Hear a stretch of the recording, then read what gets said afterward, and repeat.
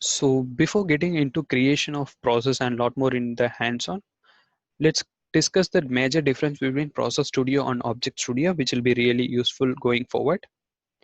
So the major difference is like Process Studio should contain only business logics, where the object layer is for application logics only. So you should not have any business logics in Object Studio.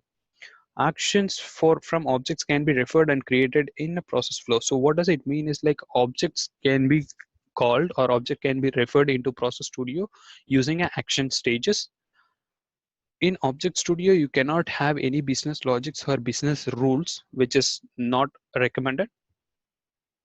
Process can be orchestrated into a complex sequence where objects should be very small, generic, and reusable. That is where your reusable component comes into picture.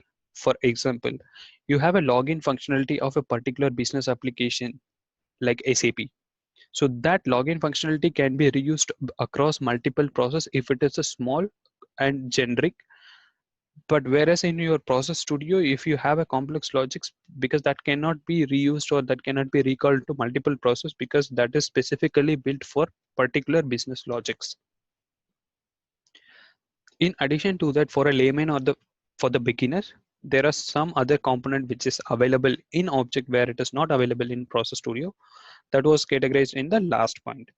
So when you see there is a reader, writer, code stage, application modeler, and wait stage, which is available in Object Studio where it is not available in Process Studio, because reading, writing, and coding or waiting for some application response all deals with application, which is an interactive business application where the business application logic should be built on Object Studio. That is a reason where it is available in Object Studio where it is not available in Process Studio.